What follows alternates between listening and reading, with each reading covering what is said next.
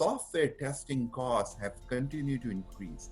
And right now, on a lower end, from 25% to up to 50% of software development costs are associated with software testing. And that fundamentally has to be changed.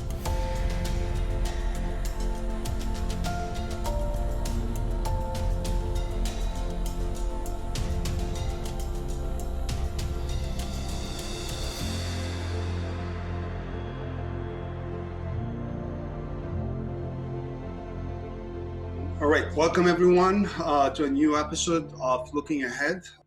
In this episode, I'm discussing with my friend Syed. Hi, Syed. Glad to have you here. The challenges with the current tools and that we have to test mobile applications, and how AI can be an opportunity for us to reinvent that space in general. So let me start with a proper intro about Syed. So Syed worked at Microsoft for 18 years. He's also IBM veteran. He's the founder and CEO of Sofy, which is an innovative startup that uses AI for mobile testing. Syed has a vision to bring software testing assistant for every developer and QA engineer in the world. Well, welcome again, Syed, to this episode. Let's start talking about the status quo and your take on that. So you mentioned that before in the different chats that you and I had before, that testing is becoming a big challenge for many companies, especially for mobile apps. Can you give us an overview of the status quo? Why is it challenging, and what kind of drawbacks that you see in the current tools and methods that companies and engineers use to do proper mobile application testing? Yeah, thanks for having me, Mohammed. Really appreciate. Actually, if you kind of look at the current state, and before we go into the current state, if you look at what are the challenges that the software itself is having, the first is the speed, right? According to recent survey, almost 1/3 of the software development deploy their product every day.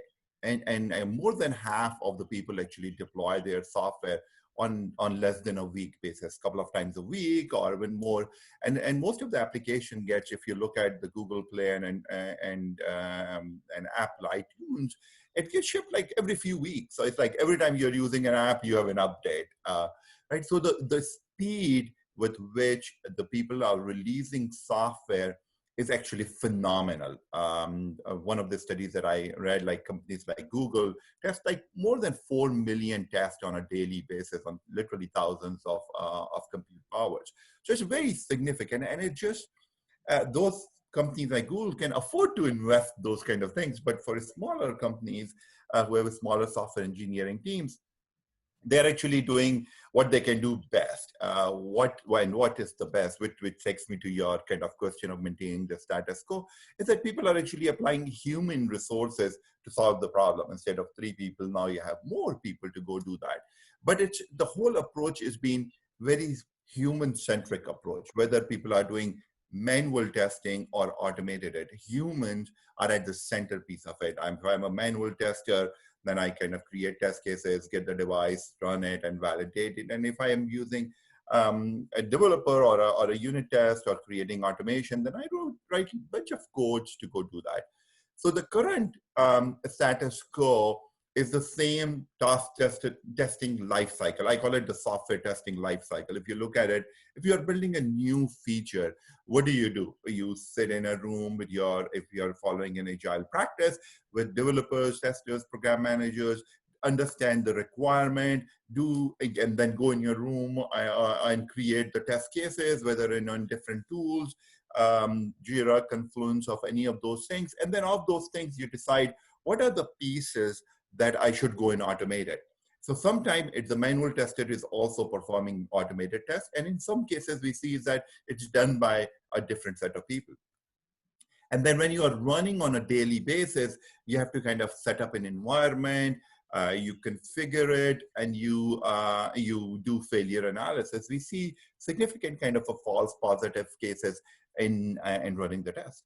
But at the end of the day, people are performing that repetitive test day in and day out. If I'm deploying every day, then I go and validate it. Either if I, in some cases, people can't validate automatically. So they go through this life cycle, right from the requirement analysis all the way to kind of analysis, and the tools that they use are disjoint. For example, I may have a device farm that I'm running it, then I may have manual devices that I'm testing on it. Then I have Jira or other system that where I'm reporting it. And then I may be using third-party tools to log all the information that's available in App Dynamics, the New Relics of the world, where I'm getting the real-time capture data. But all those data from these life cycle are disjoint, even though I'm generating that test so what people do is that manually continue to go and validate it. And we see, and just because of that, depending on the maturity of the organization, software testing costs have continued to increase. And right now, on a lower end, from 25% to up to 50% of software development costs are associated with software testing. And that fundamentally has to be changed. Got it.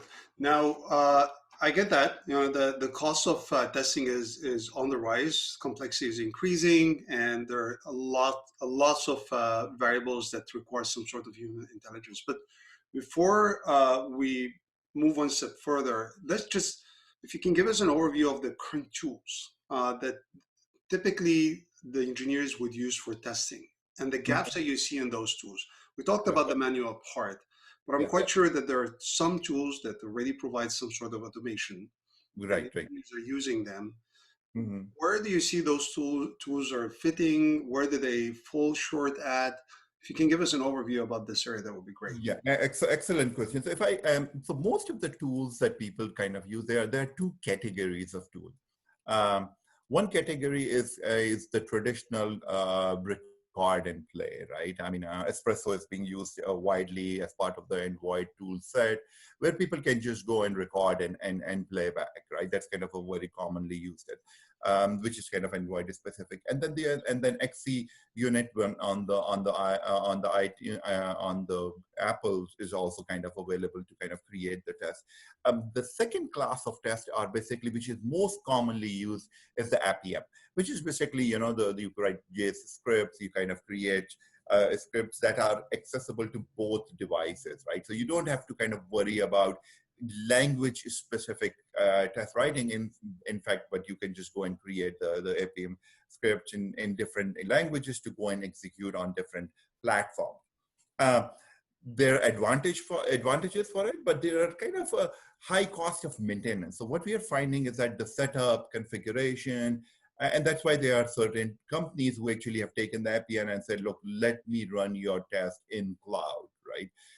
So those kind of tools have the ability to kind of create tests across platform, but it has a shortcoming of high maintenance costs, high setup costs if you are setting up on your own, and on a constant basis of maintaining it. Because as you know, like as soon as the new releases comes out on Android and iOS, the tooling fails. So you have to wait for the new update to comes out. So you're always kind of a step back on catching up to your automation. And we find out all the time is that, the different frameworks, both on the testing side and on the product side, are constantly going back and forth. So these are the kind of the challenges I see on the automation front that's happening more and more. Whenever we talk to our customers, it's always come into this picture that, look, it's high cost of maintenance. Yes, I can go create it, but constantly increases that cost. Yeah, definitely. It's a classical problem in software, right? You always have that legacy part that you need to maintain, and also, of course, as tools are progressing and moving forward, you have to just keep updating and maintaining your infrastructure, your code, your logic, and of course, it's basically a multi-dimensional problem. There's your logic that you have in your application that you need to update your scripts accordingly, to keep up with, and of course the technology itself, which again, correct, very very quickly. Absolutely. Now let's talk a bit about the impact. Do you have any kind of, given your experience so far in the industry, Do you have any kind of measurable impacts that you've seen either with some of your customers or generally in the industry as a result of those limitations and those inefficiencies that that you just described in those testing tools? Okay, no, I didn't get it. What do you So, mean? let me elaborate more a bit Yeah. about. So, what's the impact of such inefficiencies? Let's say those tools are, because of the drawbacks that they have, they let some certain types of bugs to be out. Hmm. They let my software to slip behind, and Hmm. as a result of that, there's some business value that I'm losing, or maybe Yeah. there's some man hours that I'm losing that I could have invested somewhere else. Correct. Correct. Is there a way to quantify that just to help others to understand really how much of an impact, a negative impact they have on of such a drawback on their. Right. Absolutely, absolutely. I think if you look at it, a couple of things is first is obviously I talked about kind of doing the cost, right? The cost of doing business continue to go increase. I mean, there is a significant demand for all the software engineers to kind of release faster. Um, and as soon as you check in, I should be able to get my code faster to the in the customer's hand. So the ability to ship faster is actually, we find out is that the testing is becoming an impediment for the high speed releases. That's kind of a one impact. The second is that it's just not humanly possible to go and have the combination and permutation. We were actually looking at like as an example, one of our top customers, they released a product which was pretty good, decent product. But what happened is that they were using some of the underlying framework that a very simple screen when they or simple text was getting actually truncated all over the place. So it looks pretty straightforward, but and you cannot validate that on all possible devices and configurations. So you end up having these really embarrassing issues that you'll say, look, it looks really bad whenever people are using those products. And then sometimes they are, we've also found out is that, the not validating of those things and not validating properly results directly in the customer satisfaction, whether it's performance issues, whether it's degradation. And if you look at like, and then and the customers are becoming very vocal. So they just kind of put that onto Twitter, and it becomes a kind of a social thing, especially if the app is widely used.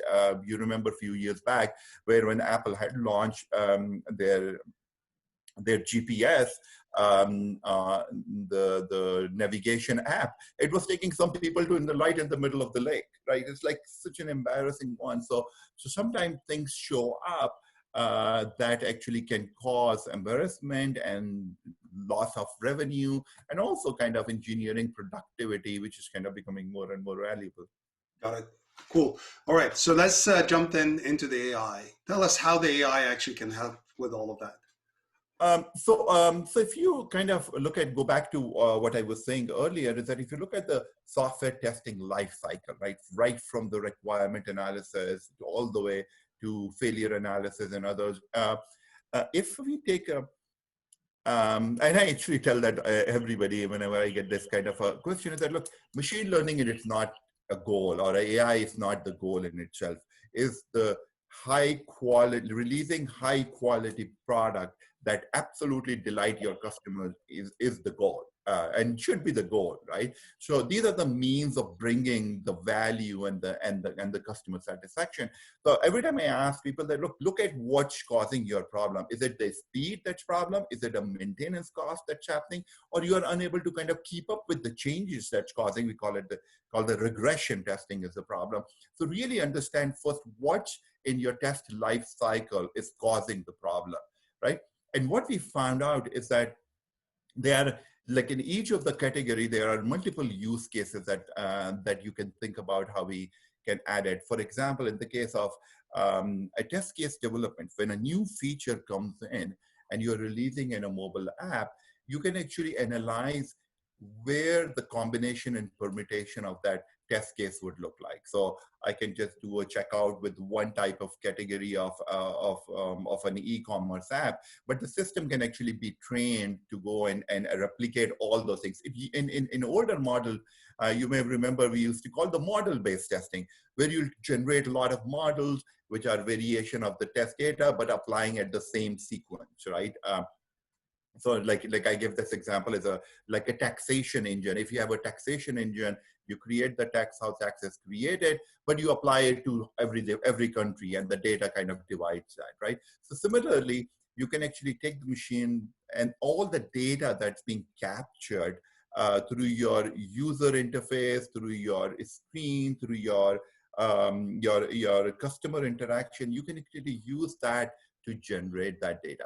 The second use case, in the case that we find it very useful, is the ability to auto-generate or auto-execute the test cases, right? If you look at it, when you are validating the software, there are set of things that human can do very well. For example, different variation of it, coming up with cool ideas of, or edge cases and doing it. What machine can actually enable, or AI can go and do it, is that I call this like an intelligent exploratory, where you can take a given app and say, look, go explore on its own, because you know the construct of the application. You know what the login looks like. You know where the search buttons are. So you can actually apply AI, especially recognizing the images, recognizing the icons, recognizing the elements of it, and keep building that. So as soon as I perform an action, you actually indirectly doing an unsupervised training that can help constantly explore your application. And while you are intelligently exploring your application, you can start validating certain constructs out of the box. For example, tell me how my screen looks like for a given app. Is it good or bad? For example, if you are using a primary and secondary color that people with color blindness cannot recognize it, it will be very difficult for the human to kind of figure it out, or a manual tester to figure out. But the AI is a perfect spot for that, because you have enough data that you have constantly using the neural net to train your images so that you can identify that. So I see that kind of the generation of test case, creation of it, and validating as well. And the last but not the least, where I see it that it's finding it very useful, is in the test case automation specifically, we get tremendous false positive because you're running one, you were looking for a control, it's showing up something different. And especially if you're using tools like record and play, which goes by the artifacts or goes by the bounds, it's susceptible to failure a lot. So there, where machine learning and the AI can play a very significant role in avoiding those false positives, so that people can constantly learning from the failures to understand, hey, is it a false positive failures or not?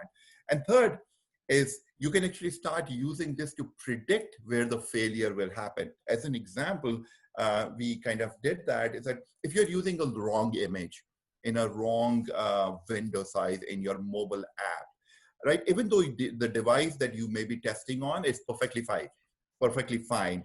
But if you change the form factor from a Samsung S7, S8 to a different form factor like tablets of the world, and if it's not properly designed, the whole images can get pixelated.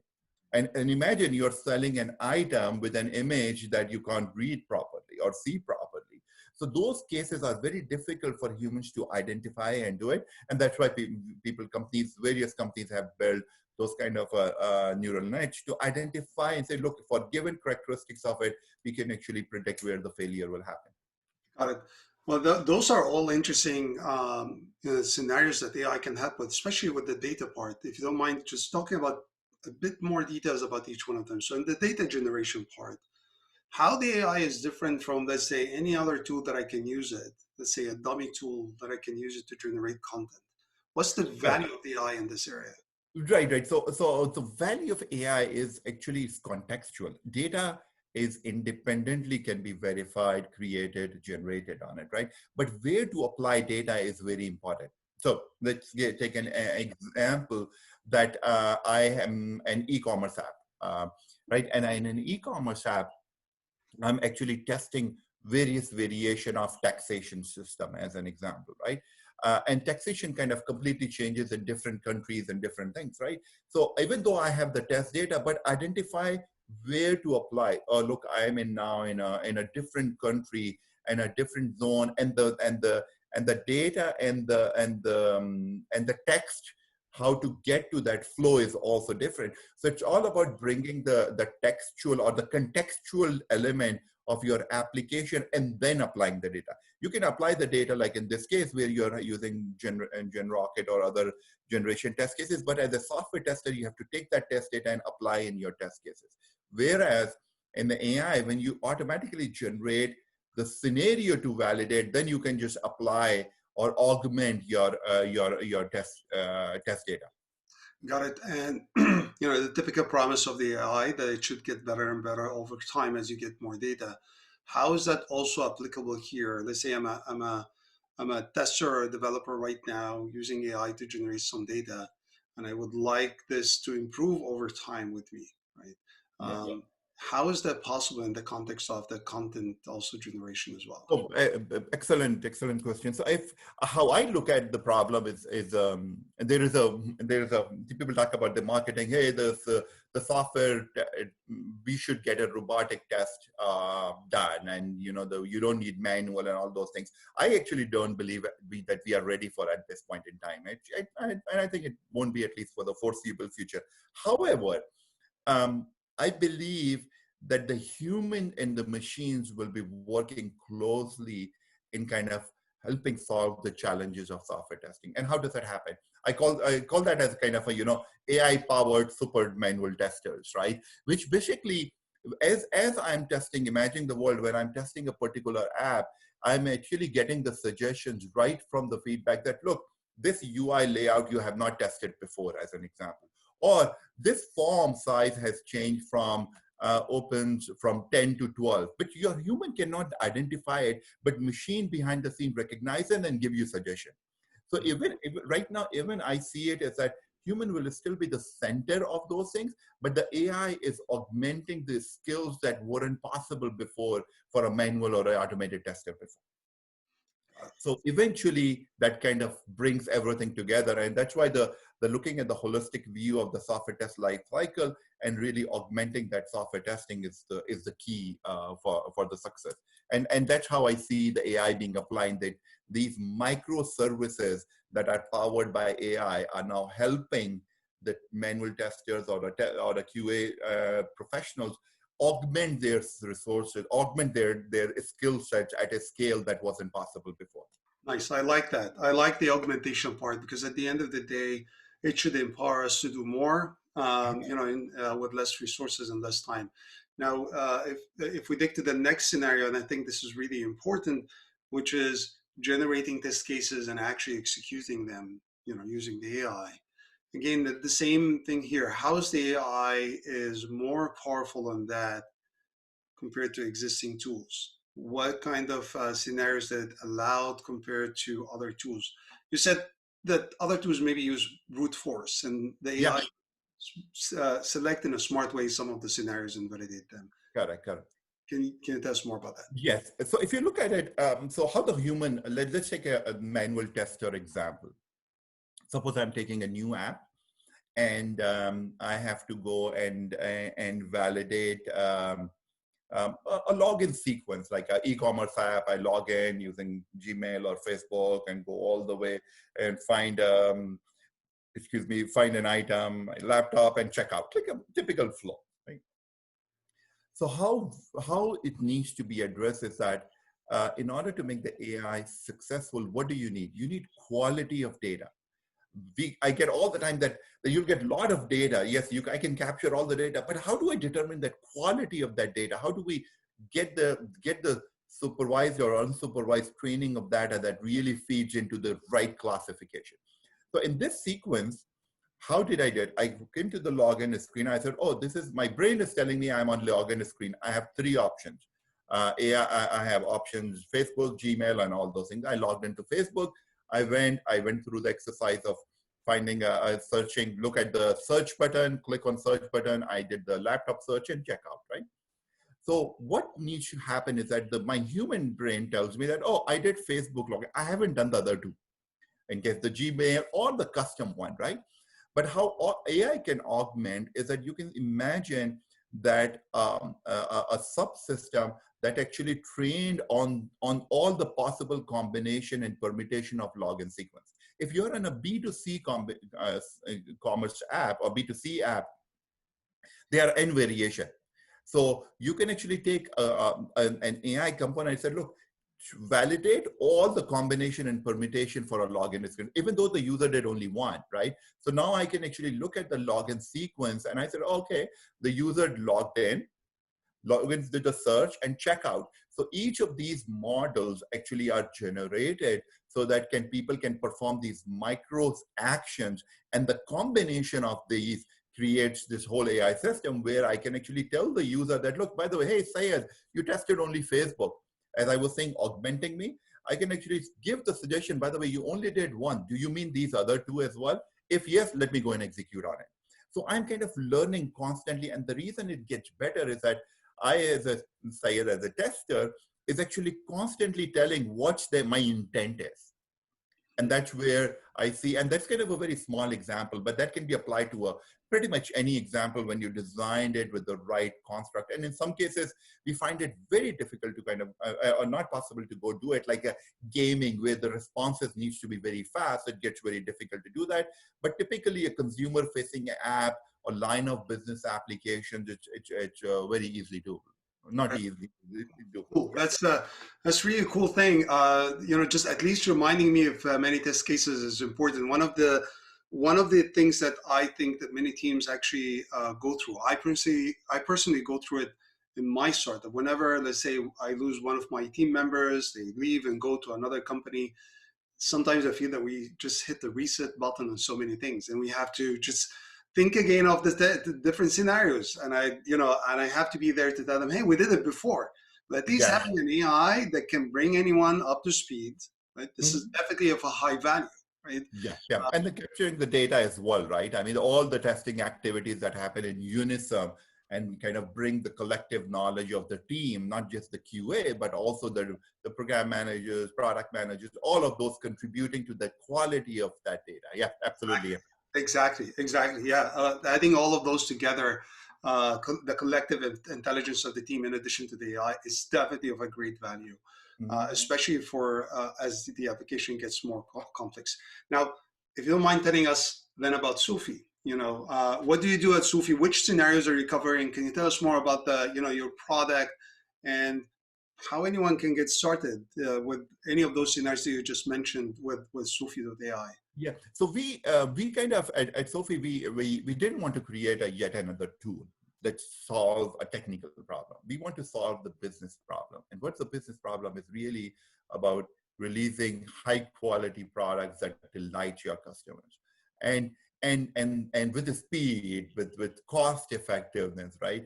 So we actually looked at more of a holistic view of that and said, look, in order to do that, what are the constructs, right? How do the requirement analysis, how are test cases generated, how it's automated. So we looked at the whole view of the software test life cycle, and we basically add the elements of AI into it so that we make a manual tester or a QA engineer a super tester with these super skills. And what we have done is that we've taken that and then we bring all things into one unified way. So any action that you perform, whether it's manual or automated, it feeds directly into we call the robotic testing. That every time actions is performed, if I give you the same example of the sequence of the e-commerce app, this if you do 10 times, the data gets directly into the system as both, in some cases supervised and in some cases unsupervised learning, and keep updating the model for each of those. So, and then also we have something that we have added, which is basically regression is a huge problem. I get a change, I give it to my tester to go test it, and I get a report, yeah, there's 100 test cases passed. Okay, but not all tests are equal for a given change. So how do we determine which is important and what's the probability of failures on other areas. So we have actually have taken those approach, kind of integrating with CI/CD pipeline as well, which says that, look, for a given change, tell me what's being impacted, including manual as well, so that when the tester is running manual, I get this messages from from Sofy said, look, hey, here's the testers being done, or here's the new layout has found out, and you can go and modify that and check that. Hey, look for this UI element that wasn't there before and it's there now. That's cool. And is it a SaaS service, or is it an installable software? Can you tell us more about how it works? What would be my typical experience? Yeah, so people can just sign up online. We are a free, we have a SaaS offering. You can sign up and run the test. You'll get all we call it live, automate, and robotic all combined. So manual testing, automated testing, and robotic testing all coming together to make testers the super testers. Got it. So, now, every entrepreneur has a story or a moment where basically their company is rooted to. What was your story behind just founding Sofy.ai, and is there a particular story that actually made you do that? So actually, I'm very fortunate, and I was very fortunate to work at companies like Microsoft. That gives us tremendous opportunity to learn and do it, and learn and really interact with really the smartest people. I mean, there's a very few companies that has, from compiler to languages to line of business applications. You have a breadth of the product, and I had the opportunity to work in several divisions at Microsoft, and started out of college and grew into the leadership role, for engineering leadership role, specifically about the engineering discipline, like testing, engineering, resource engineering, source code environment. So kind of a whole spectrum of the application. And I realized is that the two macro events were happening. The Microsoft at that time, I think in 2012, is when they moved from an independent testing discipline to a unified engineering. So we call everybody a software engineer, and everybody basically needs to, and the testing is part of your core issue. And the people were actually excited as well to go do that. But on the flip side, even though we had not had the discipline or the test discipline per se, but the work existed. Somebody has to go and test the product and validate it, and all those combination and permutation needs to go and happen. And I realized is that it's creating a lot of frustration in people. And because people at one point want to go create feature, they want to go, and then validation becomes also a lot of repetitive tasks that they have to do day in and day out to make sure that every build is great, right? So it was taking the productivity out of this, and it also impacting teams or individuals, kind of their motivation factor too. So, and I realized that, look, it's not just Microsoft problem, it's actually an industry problem. And this principle of manual testing and automated has not changed in the past 40 years. I mean, if you remember the early 90s or late 80s, the VBs of the world, right? You were still either manually testing it or automating testing it. So I kind of left to say, look, there has to be a fundamental way of changing how the software testing happens, and how can we make an intelligent assistant for every developer or QA engineer in the world that makes them better, and then makes them things productive for the engineering at all. And then I said, look, if I'm too passionate about this space, let's go and do it. So it's been over 4 years that I'm at this journey, and can't be more excited at this point in time, because we see a lot of companies coming into this space and really doing it. And we have like some really enterprise customers. Some of the top apps in the world are being used by us to validate it. So I still see that, we are in the early stages of kind of redefining this category, but surely we'll get there. Definitely, yeah. It's definitely a challenge to. That's basically the fate of any entrepreneur. You go into unpaved path and you make it, right? So, what are the misconceptions that you think that still exist in the market and not helping us to make the best use of the AI in testing? Usually entrepreneurs, they think ahead. They see what is going to happen in 10 years or 20 years or even beyond that. And they try to bring that future sooner than anyone else. Yeah. But, there are always going to be some sort of pushback because the status quo has its own inertia, and definitely this contributes to this. What are the misconceptions that you usually hear from engineers and companies about AI or using AI for testing? They would like to maybe just give us hints of why they're wrong and how they Yeah. how they should think differently about that whole Yeah. space using AI in testing. So I think if you look at kind of this, I think it's a human nature. Everybody when talk about the AI, they think, oh, human will be completely replaced. I think that's the number one thing that I get from, even in our case, whenever we present it to the QA managers, engineers, they say, oh, are you taking my job? Are you taking the work that I do?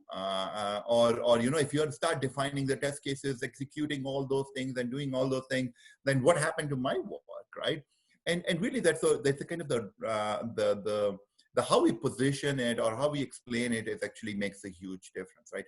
We are not in the business of saying, look, we are going to go and replace humans. That's not the intent. And I think that shouldn't be the intent. The intent should be, how do we make people more productive and better, right? And be able to achieve more, right? And if you look at it, our philosophy is exactly the same.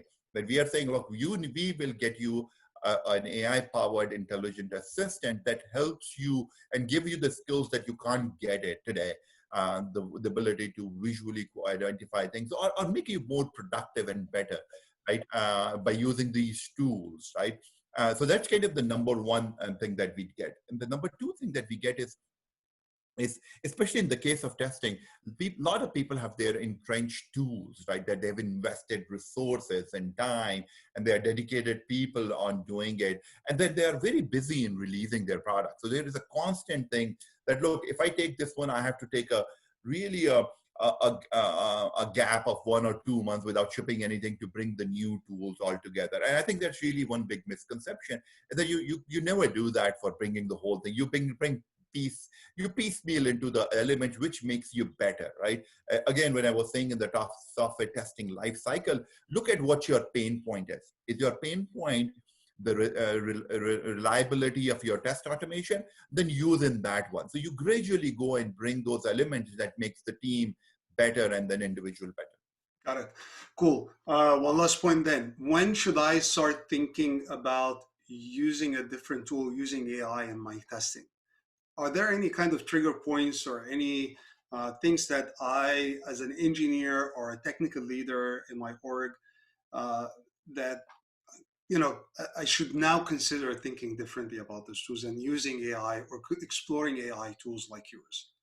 Right. I think again, it goes back to your individual teams situation, right? I mean, my general recommendation to people is that look, again, you have the speed problem, you have a complexity problem, or you have a cost problem, or all of the combination. Most of the time, it's a combination of some category, right? So I actually tell people that, look, take a step back and look at your collateral. Every time you see, and you have seen it in engineering teams, is that whatever tooling you have done in 3 to 5 years, your maintenance cost increases a lot more than actually going and taking a step back and saying, look, what we need to go do that. And it's tied directly with how your product is architecture.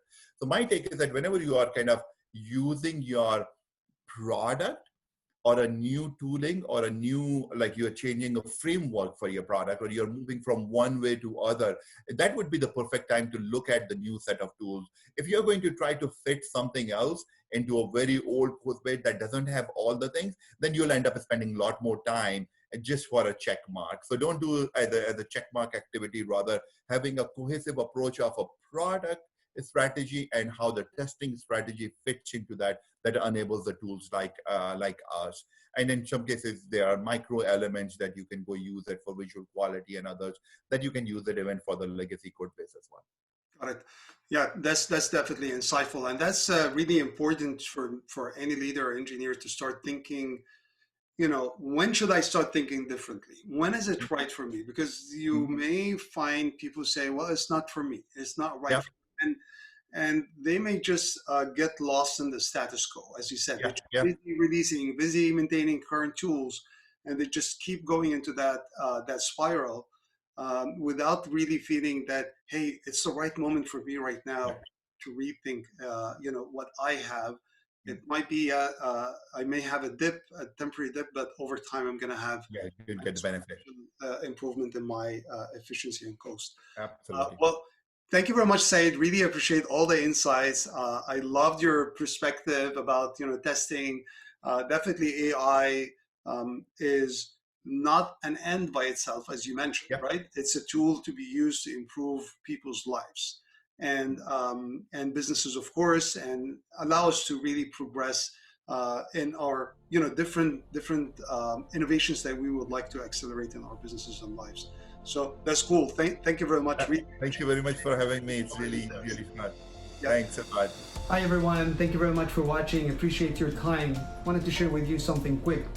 I'm working on an exciting new book about the use of the AI in software development and operations, which is going to come out by the end of the year. To make the book as powerful as we can, I'm interviewing industry experts to share their stories, give their experiences and advice. If you would like your story to be included in the book, please click on the link below.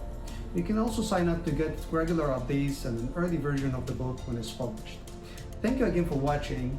I'll see you again in a new episode of Looking Ahead. If you like what you saw, please click on like and subscribe to the channel.